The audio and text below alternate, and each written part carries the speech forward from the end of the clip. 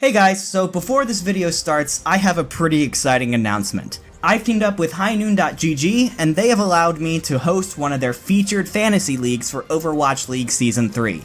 The league is a PICKEM league, so it's really simple. You just log on every week, and you fill out who you think's gonna win the games that weekend, and you get a point if you get the game right, and if you don't, then you don't.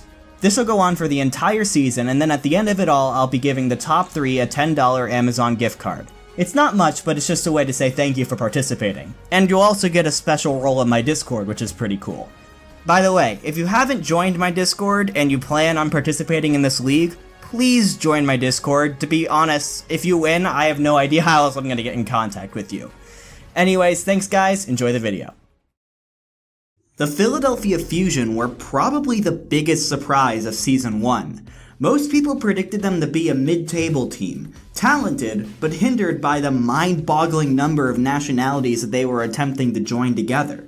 But when Philly took the stage, they proved everyone wrong. From the insane widow clutches of Carpe, to Neptunos Battle Mercy, to the infamous Poko bombs. Throughout the entire season, the Fusion, while streaky, had one of the most explosive rosters. It could be argued that they were the best team in the entire league when they were all on point. Luckily for the Fusion, they were all on form for the playoffs, upsetting the NYXL on their way to a Grand Finals appearance and a second place finish overall. Needs it even more, but there goes Mac, and there goes Jonak. He swapped under the 76, and Philadelphia Fusion, have they done it? Have they set themselves to the Overwatch League Grand Finals? I think they may have. They have. Doa Ark's the only one left there on the point. That is it. Philadelphia Fusion is going to the Grand Finals. While they had come up just short of the trophy, the Philadelphia Fusion had earned respect. They had talent, personality, and a passionate fan base. There was no reason to think that they wouldn't be in the mix for a trophy once again. So, what happened?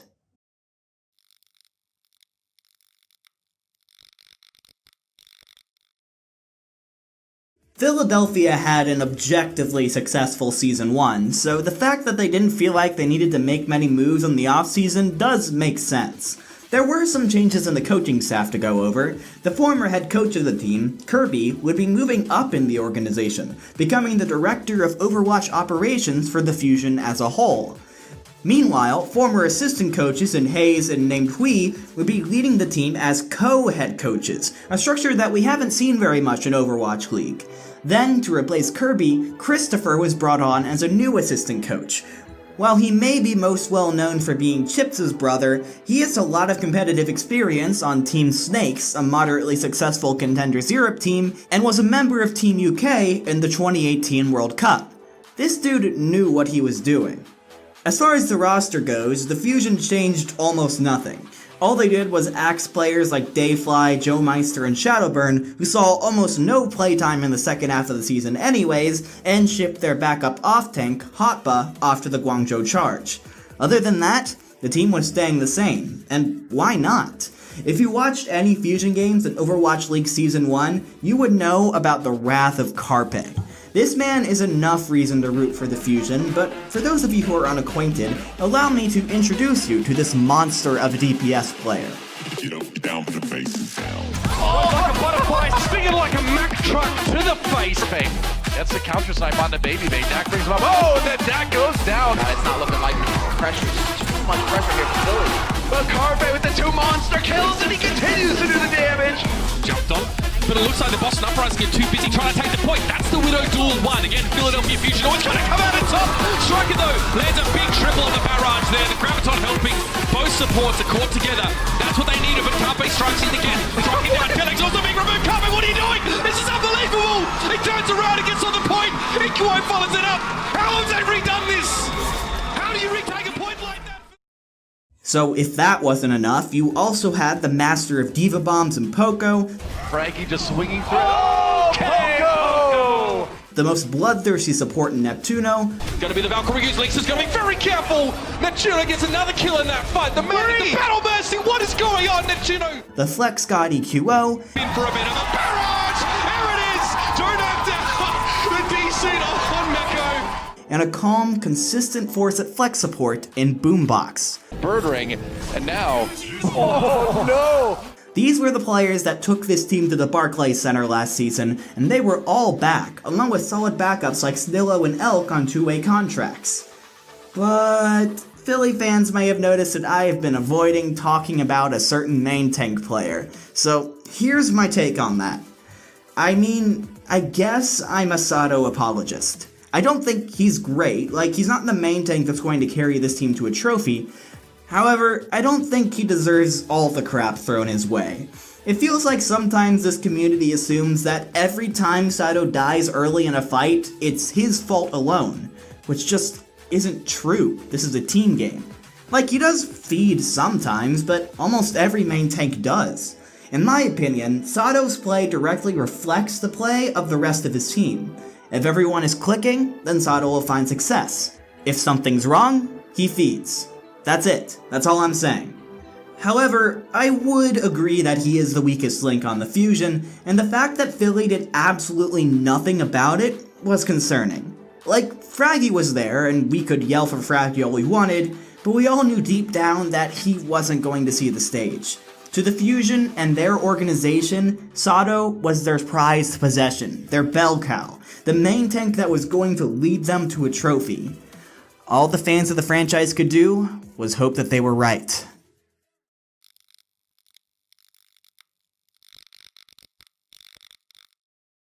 The season started off with a bang, as the Fusion were slated against the London Spitfire for the very first game of the entire season. This Grand Finals rematch was hyped up a lot by Overwatch League, and the Fusion actually ended up winning. They got revenge on the Spitfire. But let's be honest here, the Fusion won this game not because they were good at the new triple tank triple support meta, but because the Spitfire were just worse. Okay, how many of you guys who have your hands up, keep them up if you were impressed with the level of GOATS play between the Philadelphia Fusion and the London Spitfire? It really wasn't that good. I mean, they weren't awful. Every member of the team was decent in their roles and had room to grow. Carpe played pretty decently on Zarya, he had consistently high energy, but he would often go for aggressive hero plays like he would try to do on Widow and Tracer, and that just doesn't work in GOATS. You could tell that Carpe wanted his DPS heroes back, like that time the team let him on Widow for 30 seconds in a desperate recontest and he did this. For the Philadelphia Fusion, of everybody to go down. Carpe with the headshot. Carpe with the follow-up. Finally getting to show some skill here. That's what it's all about. But after that, it was back to Spawn to swap to Zarya, and you could feel his disappointment. Poko had a few good moments in Diva Bombs, but with so many shields present in the game, good placement wasn't enough for those multi-kills anymore. Sato was just kinda there, he had some decent moments, but also fed a good bit. It increases the size of Phil. Really? Really, Sato? Is that really necessary? Neptunos Lucio was pretty good, but not amazing, and that's kind of what defined the Fusion in Season 1. Every member of the team was pretty alright at their roles, but they were still trying to coast on individual talent instead of the teamwork that GOATS requires. But this was all stuff that could be fixed, and the Fusion did benefit from a pretty easy schedule overall. Except for the time where Boombox got sick and Elk had to fill in and they gave the Mayhem their first win of the season, but we don't talk about that. The Fusion still went 5-2 overall this stage, enough to qualify for the playoffs as the 4th seed. They made it to the semifinals by defeating a strong-looking Reign in a close match, before getting completely wiped by the Shock. Like, they scored 2 points in the entire game. It was not pretty. With that game, it was clear that the Fusion had some catching up to do before they could compete with the very best. However, with the break in between stages 1 and 2, we knew that the team could reset, figure out what they were doing wrong, and eventually become a championship caliber team. Eventually.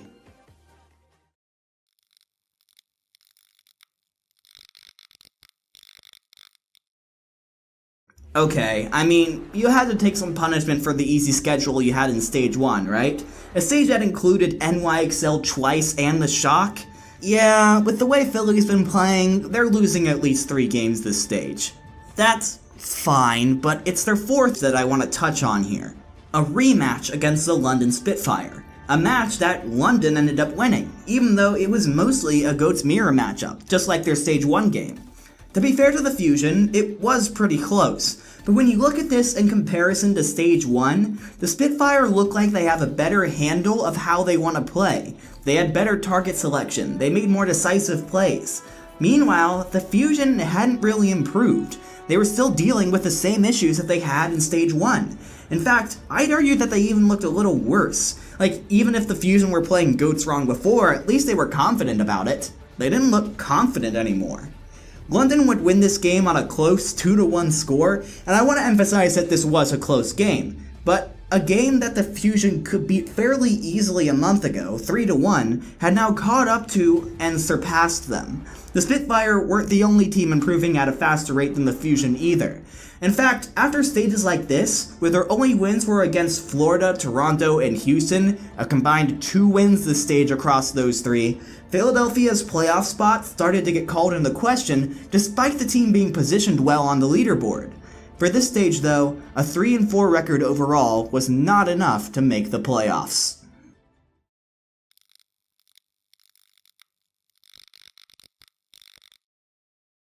It was stage 3 where it really began to dawn on us. Something was seriously wrong with the Fusion. They had almost a month off for the mid-season break. A month to sit back, reflect on what they had done so far, fix their mistakes, and come back with a vengeance. Come back looking refreshed. And they came back looking exactly the same.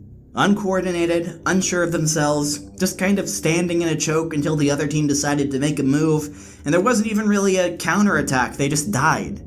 Now, Philly wasn't too bad this stage. They managed to take wins off of Boston, Atlanta, and Washington. Those teams had 3 wins between them this stage. What an improvement. But yeah, Philadelphia was horribly mediocre at this point. They had the individual talent to pull them through against bad, unorganized teams, but when they would go up against a team who knew what they were doing, they would crumble. And here's the deal. In stages 1 and 2, when Goats was the hard meta, I can understand wanting to stick with it. But now we're in stage 3, the stage where Sombra really started to take off in popularity, the stage where the Dragons won, not through Goats, but through disruptive triple DPS comps. And if there was any team who stood to benefit from taking a chance, from going off meta, from playing what they're good at instead of what's objectively the best, it would have been the Fusion. Let Carpe back on hitscan heroes. Let's see an EQO Neptuno for Mercy. Even let Fraggy come in on a map for Sado and see what happens. But the Fusion committed to playing hard meta, which meant hard Goats, most of the time. It was endlessly frustrating for me. I mean, why not? Well, I think I know why not. It's because the Fusion were on the playoff bubble at this point, and didn't want to take any risks that would end up losing it for them completely. But here's my counter-argument. Are you, the team who came in 2nd place overall in Season 1, just playing to make the playoffs? Or are you playing to win? Because what I saw this season indicated the former. In fact, do you want to know how sure I am of that? In the middle of this stage, the Fusion completed a 3-way trade with the Gladiators and the Charge. What this meant for the Fusion was that they got Kib, a pretty good flex DPS player that they almost never used, and traded away Fraggy, the team's only other main tank. Look, I've told you my opinions on Sado. Again, I don't think he deserves all the hate he gets. But at this point, after every game, the YouTube comments and the Reddit threads would be filled with Sado is a feeder, Sado is tier 2, Sado shouldn't be playing. So by trading away the only alternative they had, it looked to me like the Fusion threw a massive middle finger to their fan base, saying, you're not in the team, you don't know what's best for us, we know what's best for us, and we're gonna ride with Sado for better or for worse. Well, the Fusion would go 4-3 this stage. The large number of teams that went 5-2 meant that Philadelphia missed out on the playoffs once again. So, they had failed to live up to expectations, and at the same time had essentially spit on their fanbase's opinions, and rolled into stage 4 with their playoff hopes in doubt.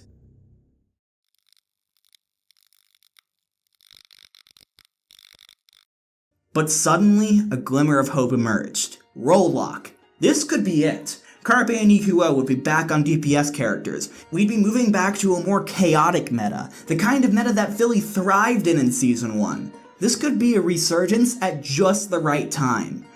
But unfortunately, it wasn't meant to be. Even though Carpe got to go on the Widow, the McCree, the Hanzo, he didn't take over games like he would in Season 1. EQO was hard stuck again, this time just on Mei, and for every map where he would pop off, there would be another map where he was completely invisible. Poko was pretty good on Diva and Boombox on Moira, but that wasn't enough to get you wins. The difference between good and great teams in this meta, in my opinion, is their ability to combo with the Orisa Halt, the Halt Hooks, the Halt Dragons, the Halt Blossoms, and the Fusion were never really to do that to the consistency of the teams above them, aka the teams who actually had a chance at the trophy. Philadelphia went 3-4 this stage, so overall, a pretty mediocre season. Consistently, they would take wins off of bad teams and lose to good teams. Therefore, a 10th place finish overall made a lot of sense.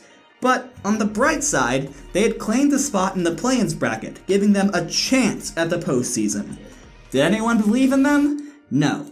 But they had earned a spot at the table, and everyone knows how scary the Fusion can be when they're clicking. Sometimes, all you really need is a chance.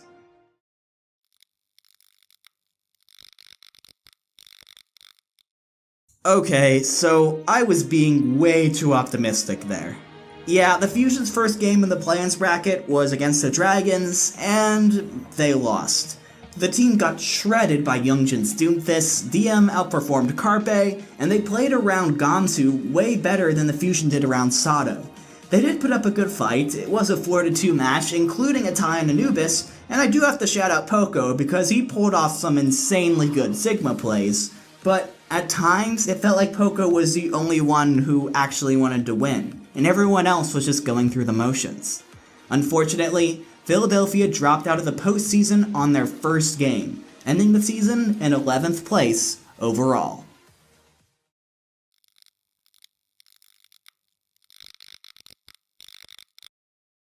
Before I move forward, I want to make it clear that I don't claim to know for sure what happened to the Fusion this season. I wasn't involved with the team, I don't have any insider info. All I'm doing is building my theory based on the information given to me, aka the games and the moves they made. So with that said, here's what I think happened to the Philadelphia Fusion this season. Coming out of Season 1, the Fusion were sky high. Even though they didn't win a trophy, second place is really impressive. Because of that, they were convinced that they could win in Season 2 and decided not to make any massive changes to their roster. Season 2 comes around and we're on a GOATS meta. Philly struggles to learn the basics of working together in this meta, but managed to make it to the semifinals in Stage 1 due to individual skill, so again, the Fusion staff just assume that they're right on the edge of making it and don't make any big changes. And then time passes, and the Fusion never make that last step, and other teams are learning the meta and are surpassing the Fusion. They miss out on the Stage 2 and Stage 3 playoffs. The staff tells the team that they believe in them, that they can win, but with every loss the team takes, their confidence dwindles. They know that they're doing it wrong, but they aren't really sure how to fix it. So now, not only are the Fusion bad at GOATS, but they're not even confident about it anymore. This drains morale, to the point where the team is basically checked out by the time Stage 4 rolls around. Even if they could play DPS heroes, they never got out of their funk. The Fusion played like a team who didn't want to win anymore. They played like a team who just wanted it to be over, and therefore ended up losing their first postseason match. This wasn't Sato's fault, or EQO's fault, or Boombox's fault, or Carpe's fault. This is the fault of the whole team, staff included. While the Philadelphia Fusion weren't awful this season, like objectively, they significantly underperformed based on the expectations that the community had on them and that they had on themselves. That's why my final grade for the Philadelphia Fusion in Season 2 of the Overwatch League is a C. Thank you all so much for watching. I hope you enjoyed looking back at the Philadelphia Fusion as much as I did. What do you think about the Fusion's revamped roster for Season 3? Let me know in the comments. As always, if you liked this video, leave a like. And if you want to be notified of every new video I upload, subscribe and give that notification bell a tap too. Let's see which team we'll be talking about next time.